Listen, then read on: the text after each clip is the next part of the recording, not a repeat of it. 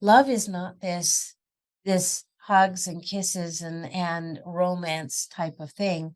Love is found in neutrality, and love is consistent. It is always awareness.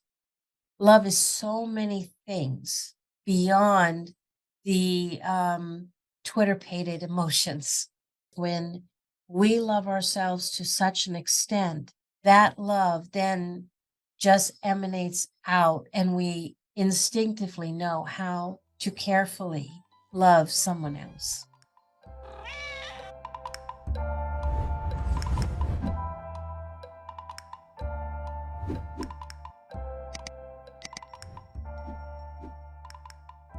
So, I have just finished a really lovely interview with Kid and Candy from High Vibes Up on their YouTube channel. Now, we were talking about trauma and acceptance. Both Kid and Candy have got amazing stories to tell. They're a mother and son team. And I think that their lessons, their journey that they've been on, their self work, their inner work that they've been doing, they share so much inspirational stuff with all of us.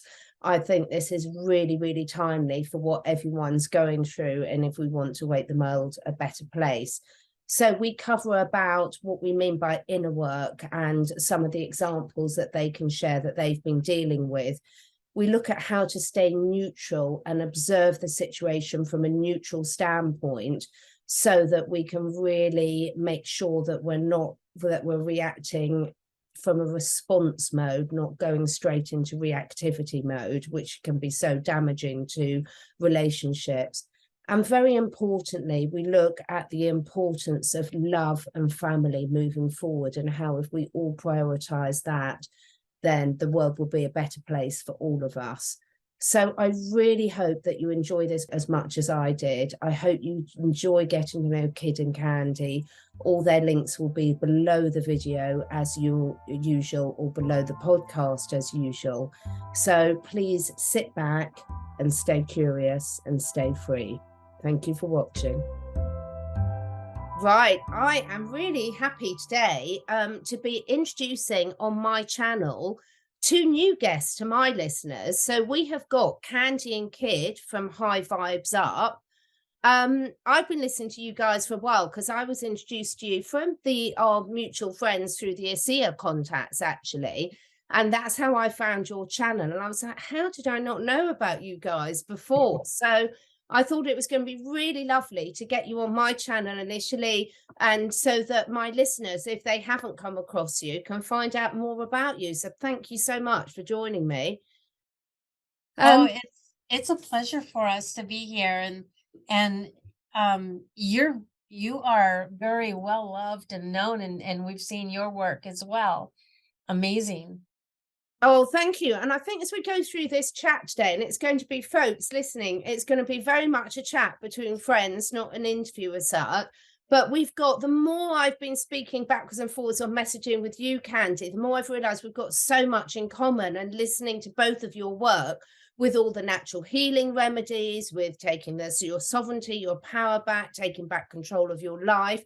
So before we get into the nitty gritty, can I ask you both to introduce yourselves to sort of my listeners, to my tribe, and tell us a bit about how you started High Vibes Up?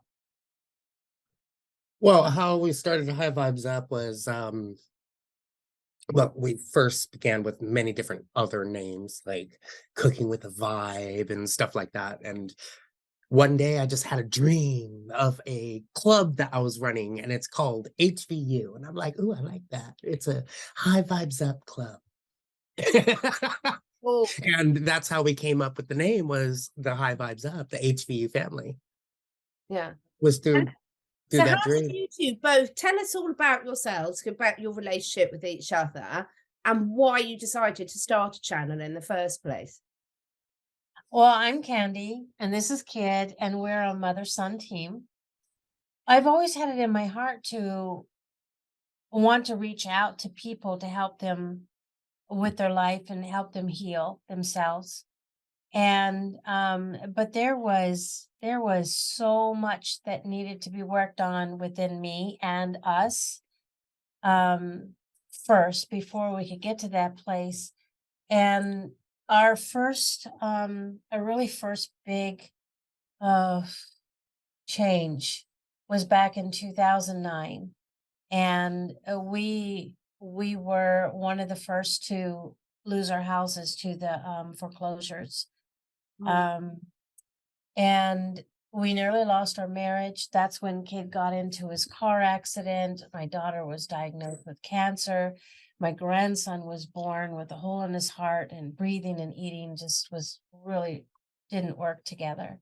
So there was just so much more that happened. We all lost our jobs too.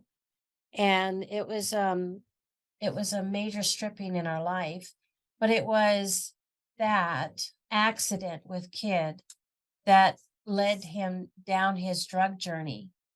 Do you want to talk a little bit about that? Yeah, that led me down many different drug journeys.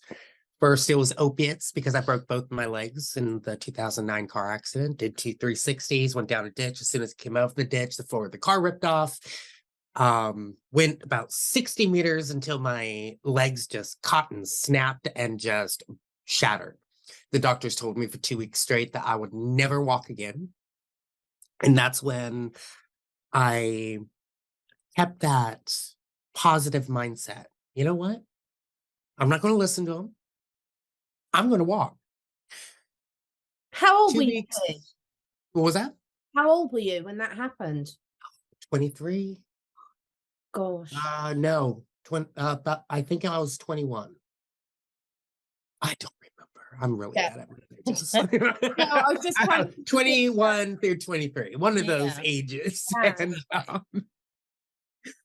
And that was the beginning of, well, 2 weeks in the hospital. 4 weeks out of the hospital, I took my first step. 2 weeks after that, a total of 6 weeks, I went straight back to work.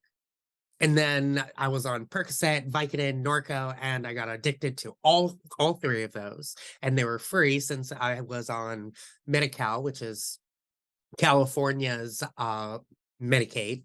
And I was popping pills, drinking alcohol. So I was going down that path of addiction with that.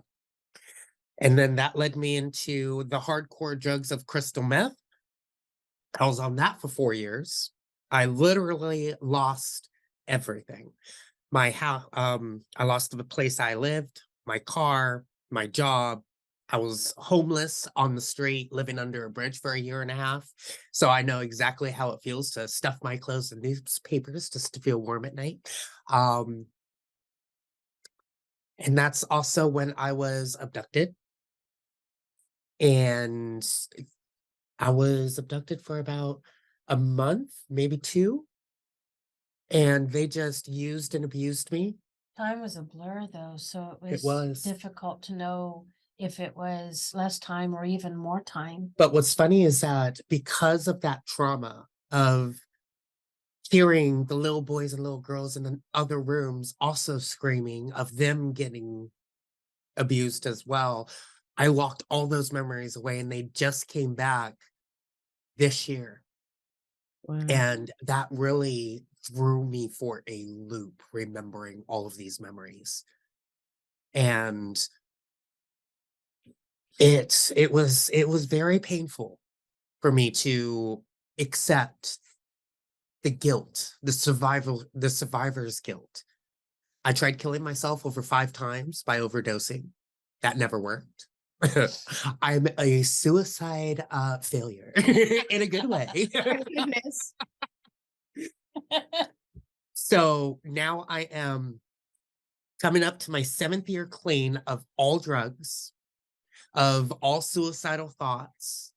I am free of all things that are bringing me down. So now I just want to use everything that I have in my arsenal to help those that have been through my shoes or are going through my shoes. And that's my mission.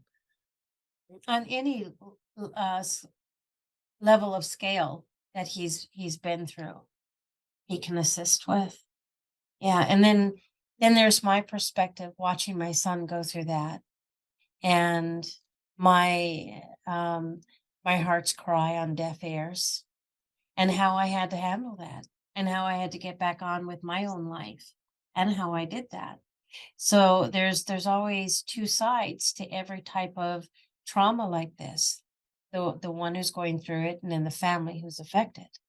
Yeah, very much so. And I know when we first spoke, I was so blown away by your story, and the fact that you're now working together doing this is such an inspiration to everyone, because one of the things that you said to me, kid, really sort of hit home. And we're making this first chat that we're having together YouTube friendly, so you can see we're already talking in code because we're both used to getting strikes for various things. So we're going to be very well behaved today. But one of the things you said to me, and it really hit home, because I work a lot with animals that have been through severe abuse and stress, and that's my real passion, is working with animals and their humans in their lives in that order. And one of the things you said to me, which I really, really resonated, was the fact that the last thing that people want when they've been surviving and gone through a journey like this is, Yeah, and that's really, really important, isn't it, kid? it really is. The strength, seeing the strength in the people's eyes. No pity.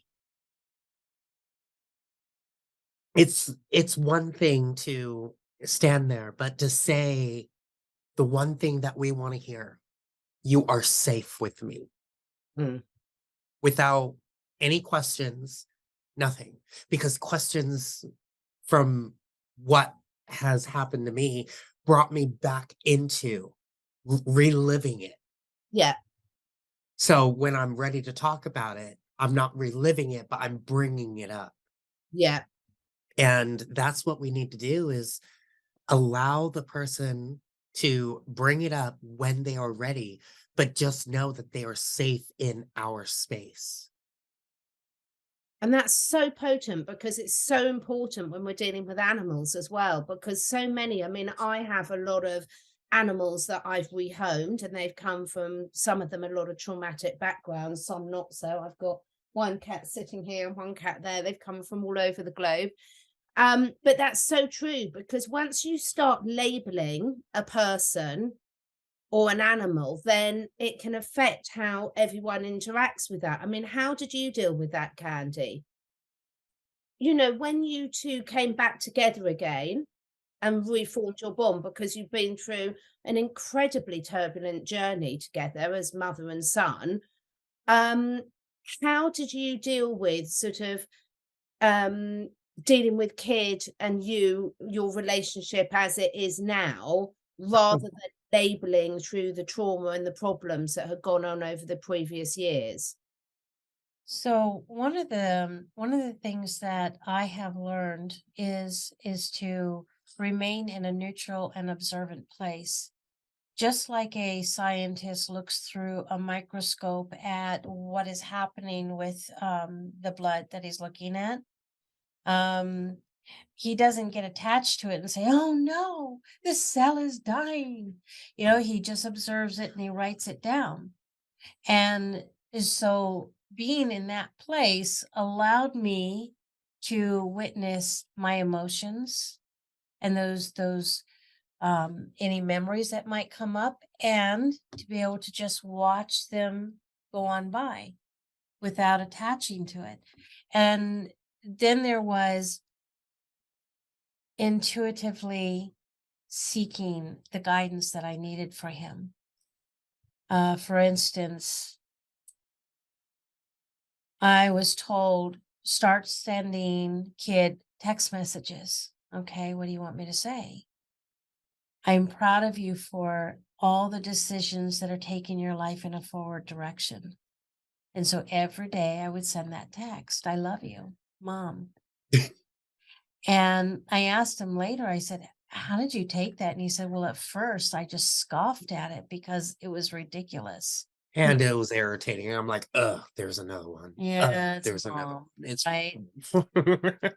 But he said something interesting happened after about a week. your text message did not come in. And I found myself checking my phone over and over. And after about 15 minutes, I just started to weep because mom forgot about me. And then all of a sudden, bling, It became my lifeline. and it was his lifeline. So there are, it's important. I found it important to really tap in intuitively every step of the way. And it wasn't easy. Mm. The way I'm talking makes it sound like it was, but there were many nights that I would cry. There were many nights that I felt like my heart was ripping out. Mm. Um, and there's a little technique that I learned from a friend a long time ago, and I applied it in this situation, which brought me through it. And that was to ask yourself the hard question. You know, it's the fear of the unknown that torments us. And so if we can find what that unknown is, um, A plus B equals unknown. If we can find that unknown, then it really helps us to see a light at the end of the tunnel, to see where our path is heading, what journey we're on, and how to handle all those things. So my tough question was the phone call. Mm. What's the worst thing that could happen in this situation was that phone call. Mrs. Schultz, would you come identify your son's body? And I wept when I realized that would be the worst of it. I wept and wept. And then when I got myself together, I asked myself these questions. Can I handle it if that happens? Yeah, I can handle it. It'll hurt like hell, but I can handle it. Can I move on? Yeah, it'll be tough, but I can. And so I walked myself through that one step at a time to get to the place to where I was then able to set that aside because the unknown is no longer unknown, it's known. Mm. And I know that I could find the strength to handle it, especially through my husband, who is a great support with me. And and so then I was able to move on with my life. Something interesting happened that I learned about that.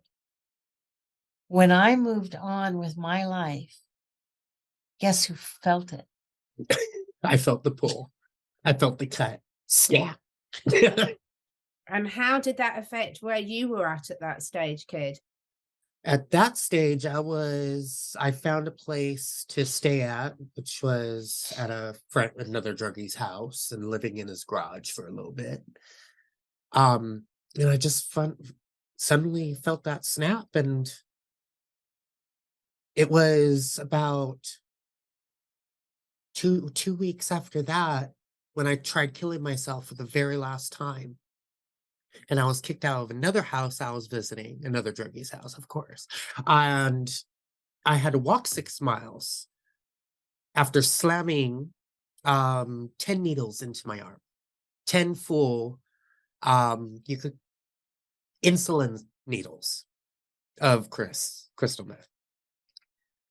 And halfway through the walk, time just suddenly stopped. And I found myself at the gate of hell. I opened up the gates of hell and I looked inside and I'm like, oh, no.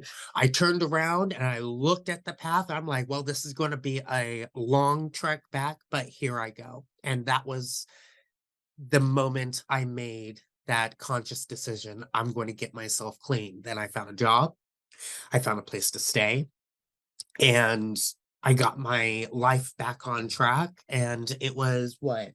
About nine, maybe 10 months being clean. I then moved back in with you guys, Mhm. and I've been clean ever since. Yeah, that was just because he was clean and he moved back in, that did not mean everything became okay right away. Mm. There was trust that needed to be built, and there were still all the emotions. And every time, oh, every time It's like the attacks, the angel on one side, the demon on the other, right?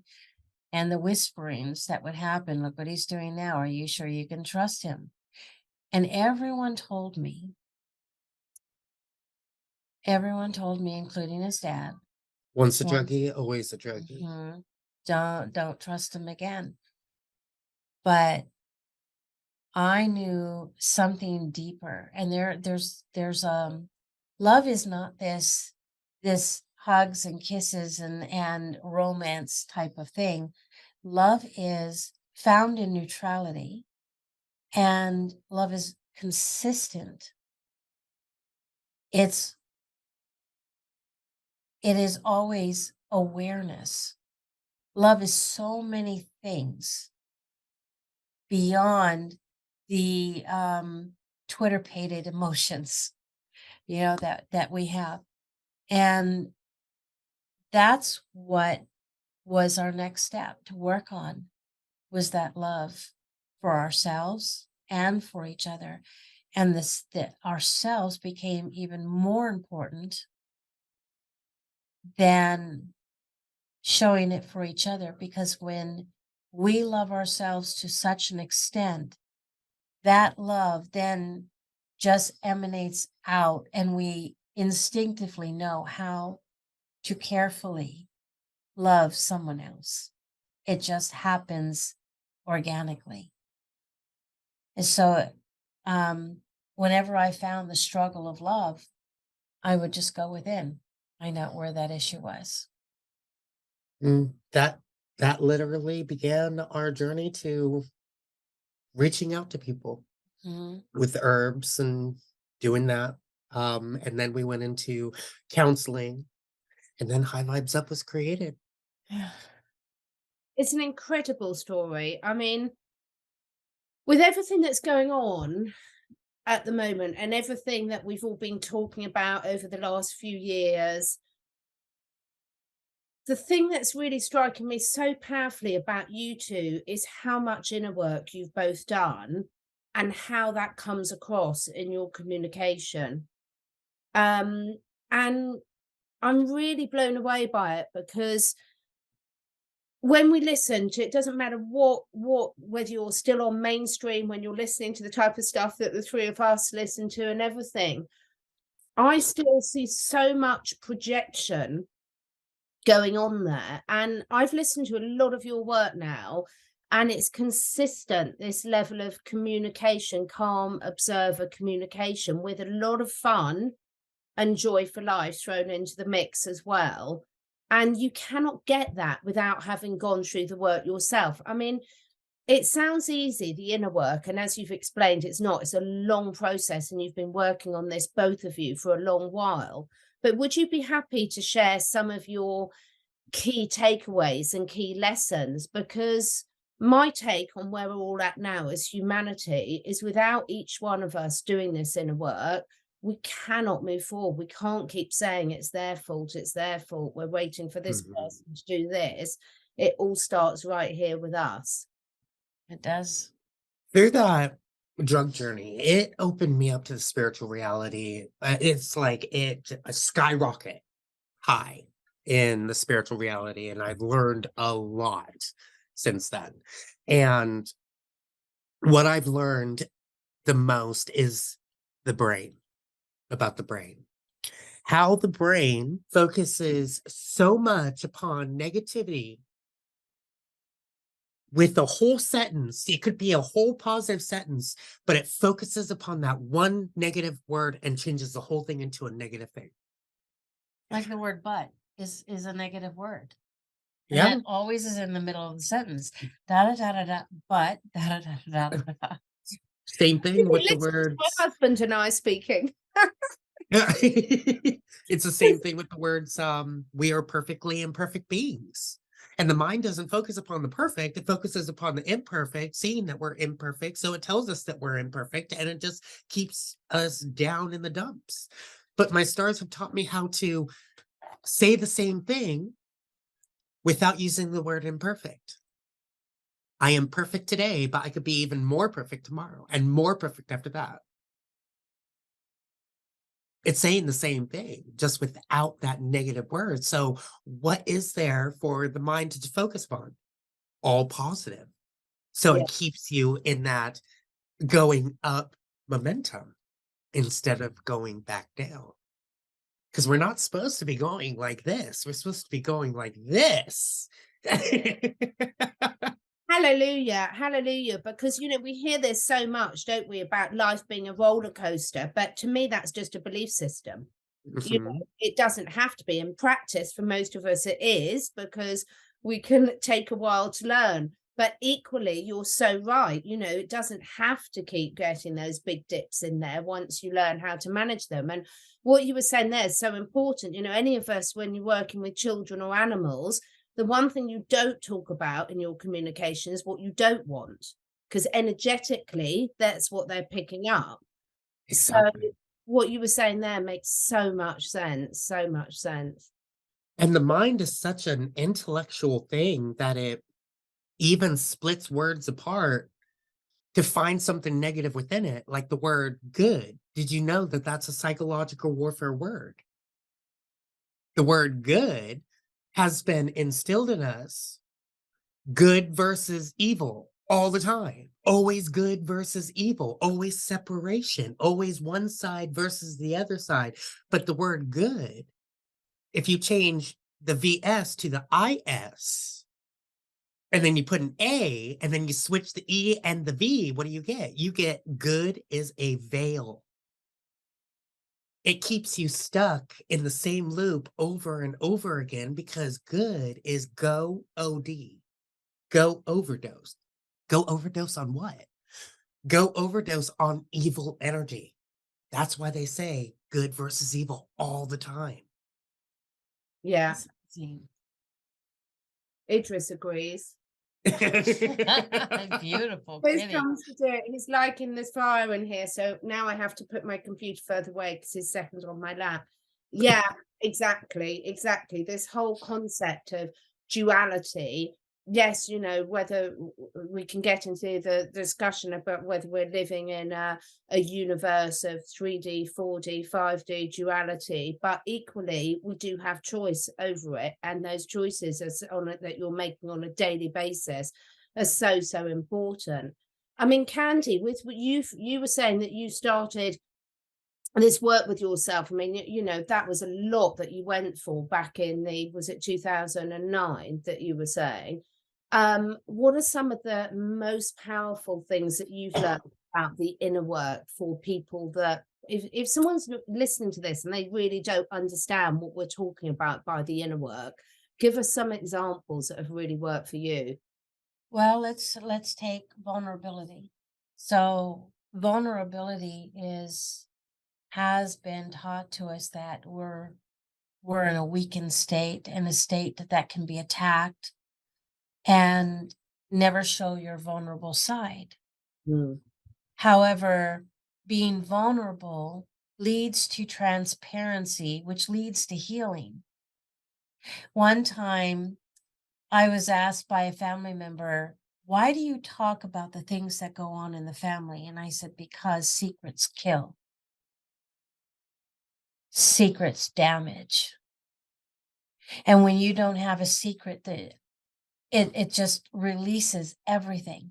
So Kid and I we were going to go live, and I looked at him, and we'll do this often, these little conversations, um, which, by the way, we've started like our Wednesday rambles. yeah, our porch ramblings, where we just talk about all of this kinds of stuff, and people sit in and they love it. But I said to him, "Kid, if things come up between you and I when we're live, then we need to deal with it live.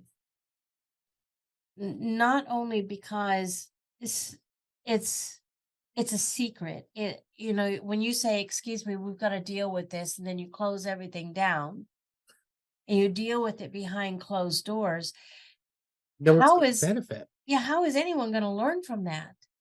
We've actually been through a situation where she and I, we dealt with it right then and there. And it was a really heated discussion. Yeah, And it I mean, we was. were we were throwing daggers and it was fun. That queen in me was just having that fun, throwing those daggers. And one of our family members came up to us and was like, "Thank you for that."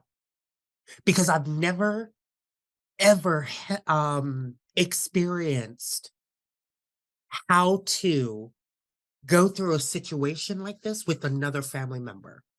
Yeah. And now I have a blueprint of how I can handle those type of situations.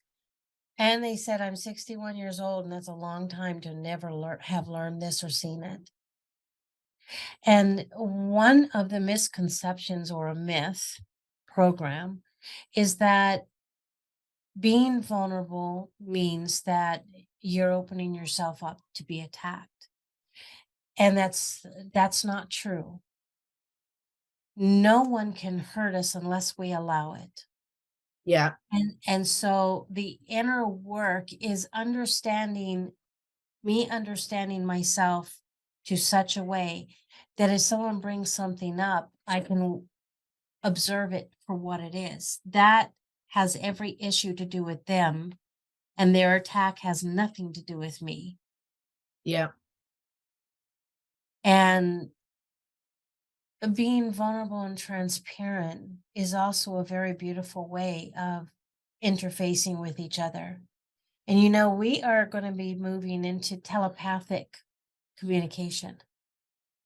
And when you think someone else is going to hear it, why not start now?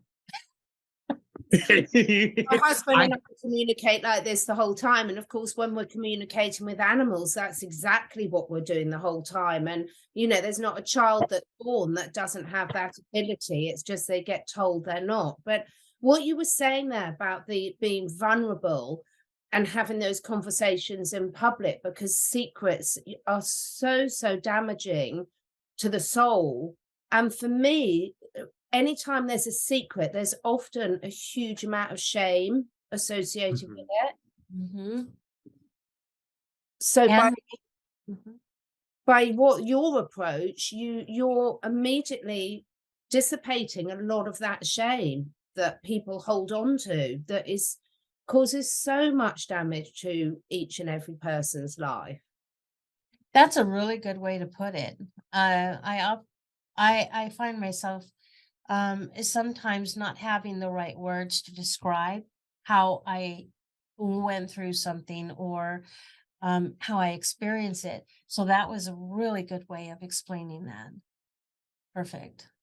Oh, thank you. I think you're brilliant at explaining it. And to be able to have, we are living in a world that is so ridiculously politically correct. I mean, I'm old enough, kid, to have grown up at a time where it was completely acceptable to have what we call a good heated debate Mhm. about I something. remember those.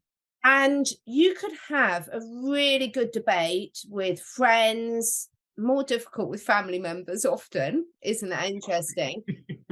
And you didn't have to agree with your friends on loads of things you didn't agree with your friends about, but you were still really good friends because those opinions didn't define you um, as a person. But nowadays, it's virtually impossible anywhere, particularly on a lot of social media platforms, to have these discussions because people take such offense. So, how do you deal with that aspect of things and sort of not take things personally? Because again, it's such a great thing to say, but far, far more difficult in my experience to actually put into practice.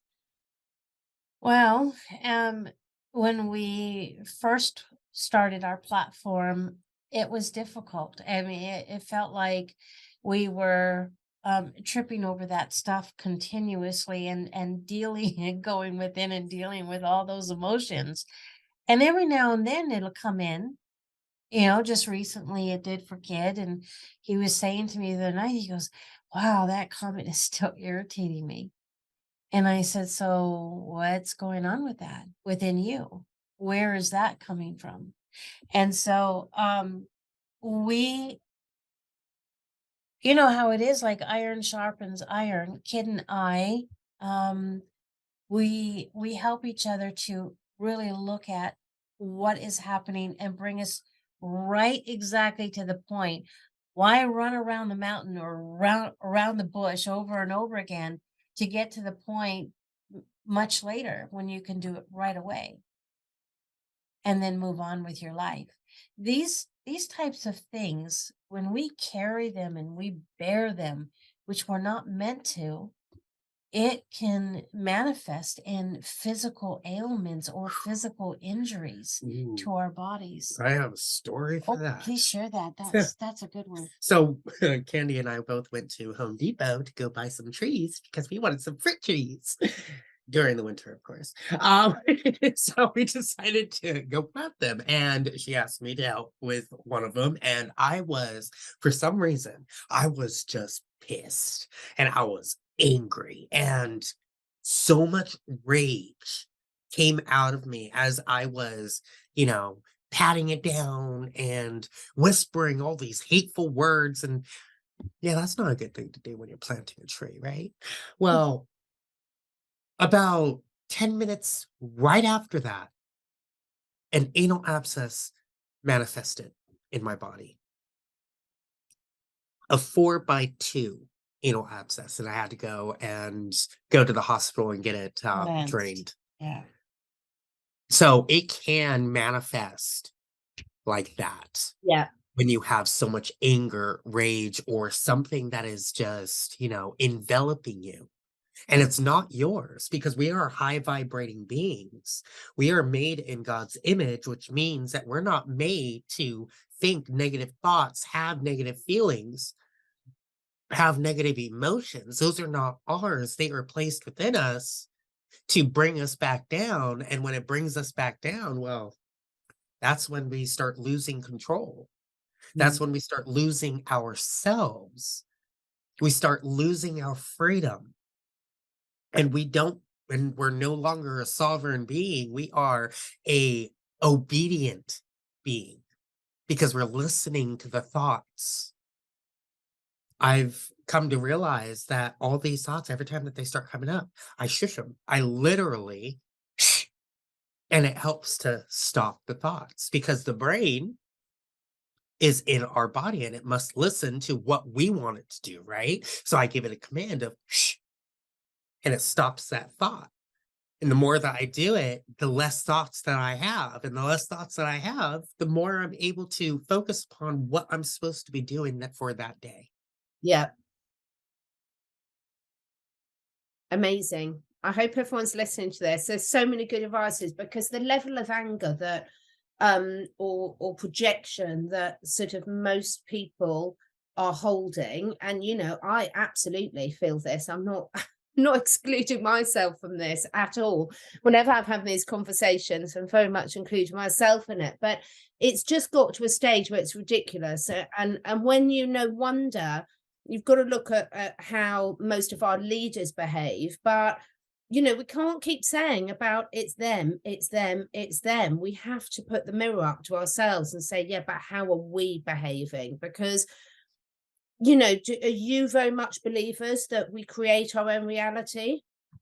Mm-hmm. Yeah. Oh, absolutely. Oh, Yeah. Yeah. So this self accountability and these tools of being able to deal with it ourselves. How do you think? I mean, what would you like to see? Sort of where we're at right here, right now. We're near the end of 2022. I think back in 2020, we didn't think we'd be right here now, but we are, and there's obviously a reason for it.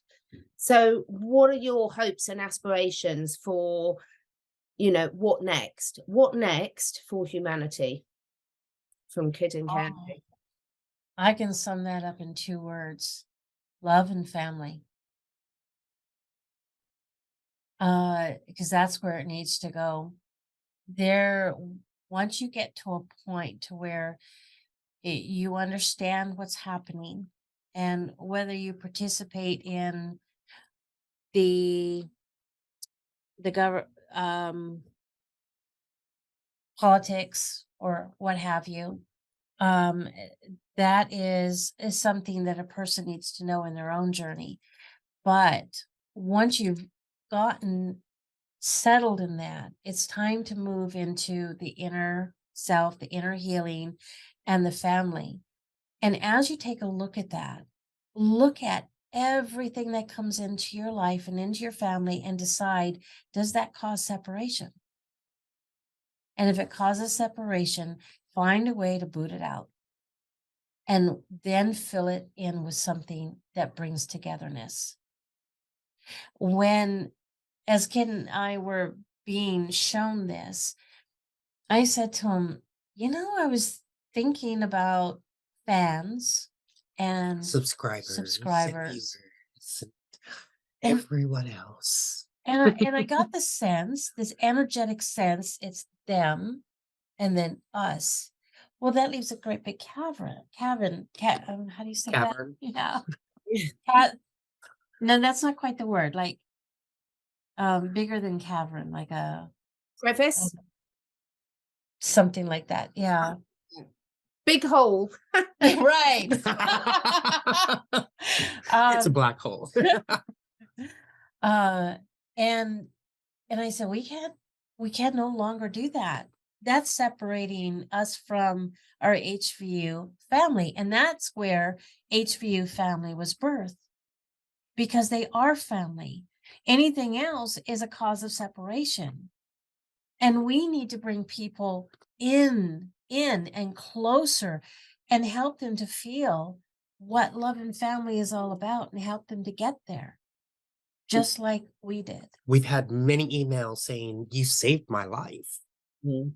You creating this channel, I now have a family that I can connect with, people that I know that I can talk to, people that I can actually hang out with. And I didn't even know how many people out there were in my shoes. Yep. So thank you, because you saved my life. I was on the verge of committing suicide. A lot of them were like that. And okay. And so not only are they getting family and learning how to what family is all about and how to look at it, but they're getting how to develop that within their own life too, because they watch Kid and I interact, and when shit comes up, shit gets dealt with. Yeah, it's like, excuse me, can we have this a little conversation on this? And so we'll just, talk about it. And it doesn't always feel good. Do I'm aware like there's this little space of energy right here that has embarrassment, shame. I can feel it Mm. as I am talking about this, but I also recognize that is not who I am. And where those came from is not who I choose to envelop within me. So it can stay right out of my energy space. And then I continue to move through it. And he does the exact same thing. Yeah, especially when they're like, kid, you need to leave your mama alone. Mama is doing good work. Leave her alone. Like, I'm like,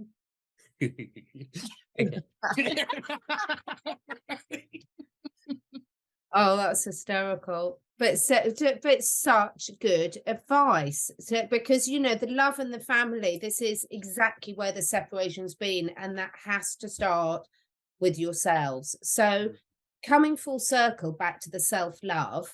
Now for me, I don't know whether it's British, I don't know whether it's me, I don't know if it's my age, combination of all of these, I suspect, but I used to find this subject of self-love incredibly triggering oh, yes. because I've certainly been brought up that you mustn't boast, you mustn't talk about yourself. There's a big difference with how British people of my age behave and American. We're two ends of the scale in terms of expression.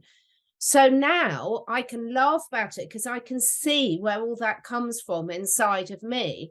But it's still a challenge to sort of say that self-acceptance, that self-love. So have you got some tips for the viewers about where they can start with this? Post-its. Post-its all over the house, especially in the bathroom, on your mirror, on your doors, like, "I love you, now say it." It's a good way because when you have a reminder, when you can actually see it, or even if it's in your peripheral, it works because your mind still sees it. That's a good way of, bringing into your experience more self-love, and the reason why that it's a very big trigger is because of the old programs that was instilled in us, Mhm. kinda like the program from the Bible, "Love thy neighbor as you love thyself." Why are you second? You need to be first. Love thyself too. Love thy neighbor, because when you love thyself, the love emanates from you automatically, which loves thy neighbor, loves thy family, loves thy friends, and everyone else around you. But they said that if you love yourself first, then you are being self-centered. Absolutely. And being self-centered's really bad. It's not okay to be self-centered, but it is okay to be selfish. It's okay to love yourself, give yourself time, put yourself first, because when you put yourself first, you help others to put themselves first too. Because when you're first, they're first. When you're last, you're literally putting your family last because Mm. nobody's first. Absolutely.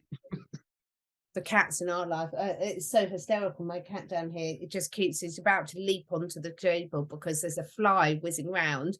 I see it.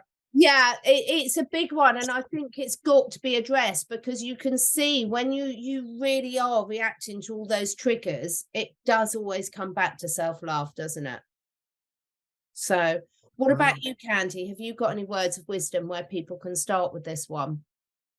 Every time a trigger or an emotion comes up, just step out of yourself.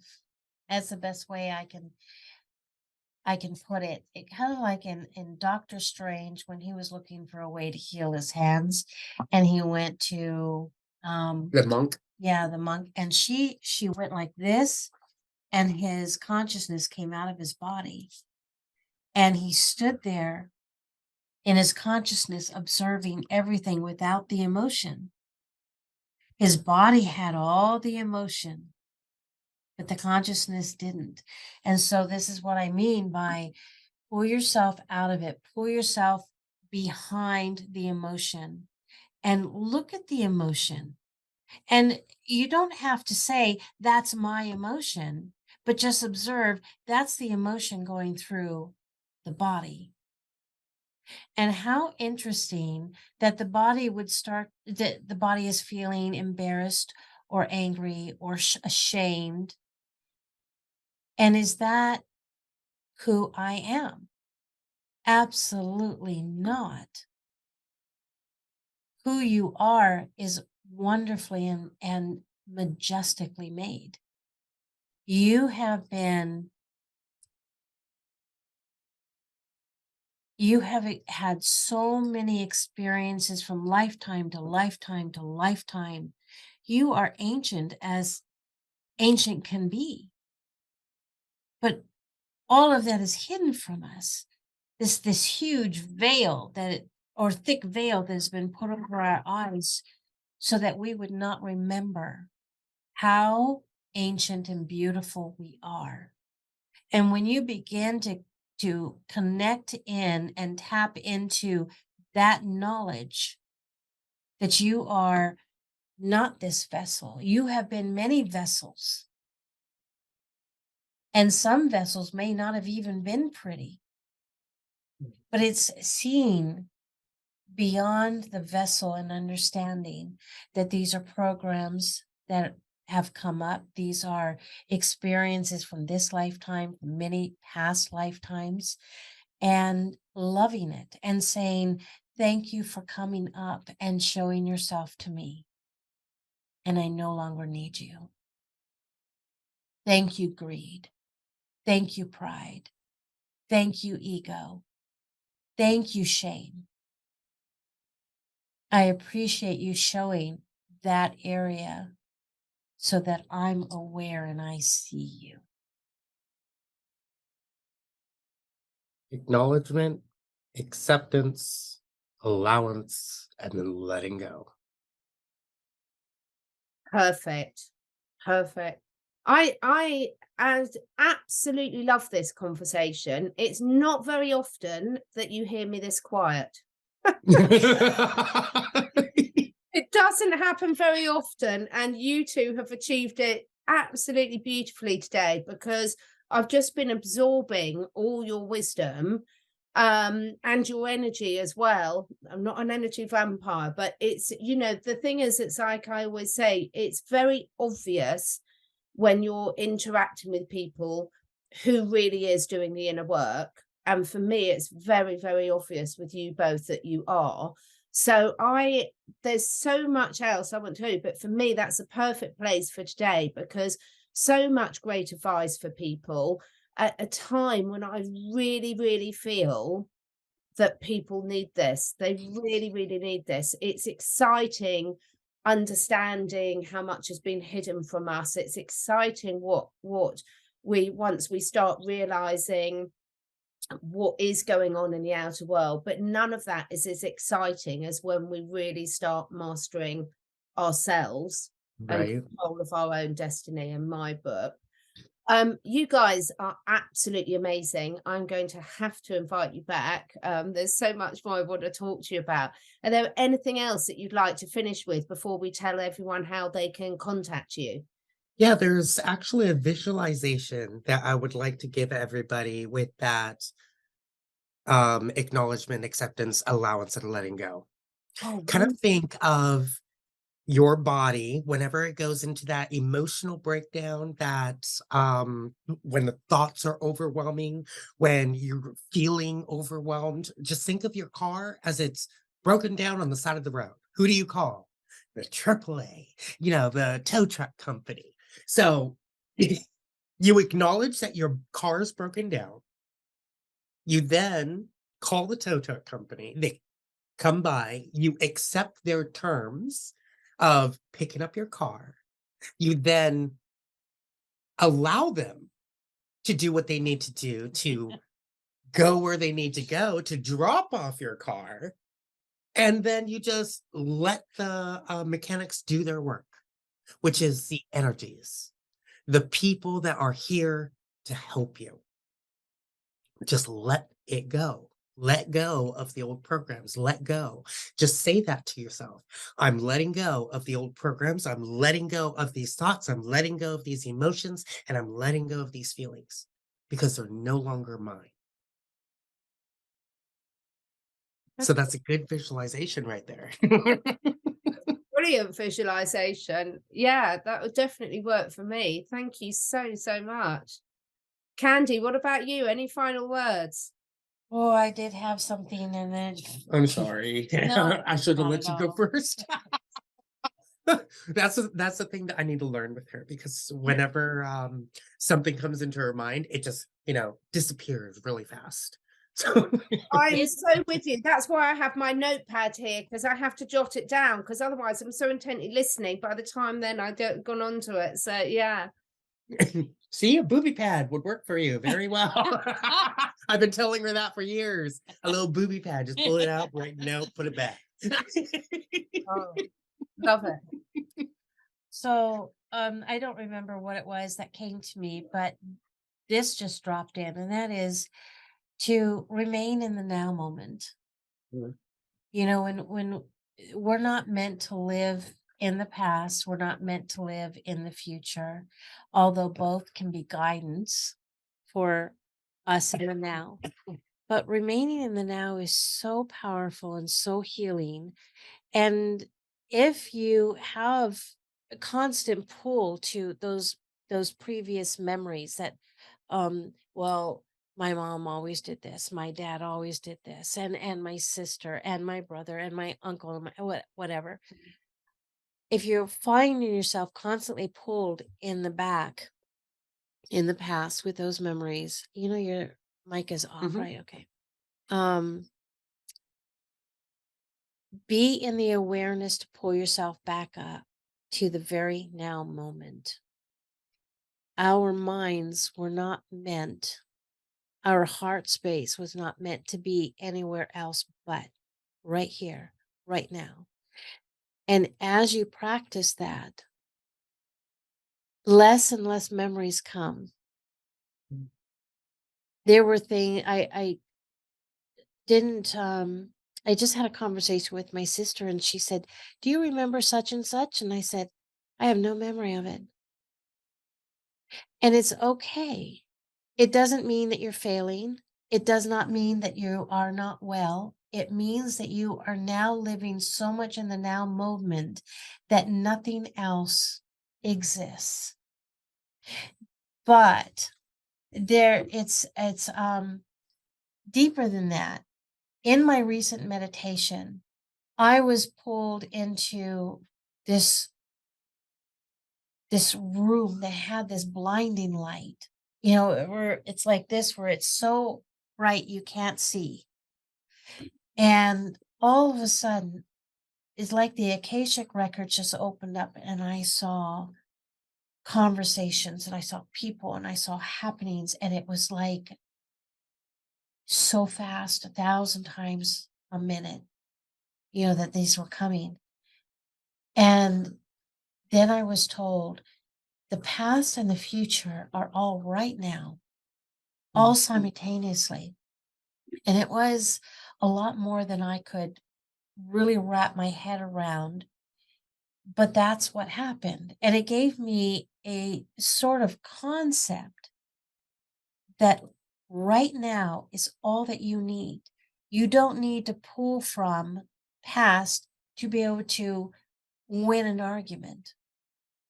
And it's all about the connection to your higher self, to all that is, to source, to God, whoever it is that you feel comfortable calling, intuitively responding in every conversation, and you will be guided. And it's like we're grasp at things to be able to have these conversations, and your mind is working so fast and so busy that you forget you have 2 ears and 1 mouth. And what does that mean? That means you need to listen more than you need to speak. And we're so busy already preparing our responses that we're not even listening. And that's all symptoms of not being in the now. And I say that so that you can start to recognize what's happening in your experience, because the awareness of what's happening is the first step to healing and to being who you truly want to be. And don't forget the 2 eyes where you can, observe more too. Observe it. Absolutely. Absolutely fantastic. I have enjoyed this so much, both of you. I think there's so much value in this conversation. And where people can find you is the best place to find you on your YouTube channel? So it is all one word, High Vibes Up on YouTube. And then you can also find it on Rumble and Twitter and Telegram. Also highvibesup@gmail.com if you need to swing by an email. We keep it simple. Oh yeah, there's WordPress too. So that's the www.hvumaga.wordpress.com. Fantastic. Well, I will put all those links below. Please do check out these guys' channels. There's so much good content on there. You've heard a sample of what you can expect. And I really hope we can connect again. Thank you so much, both of you. Have a fantastic day. You too. Love you, Catherine.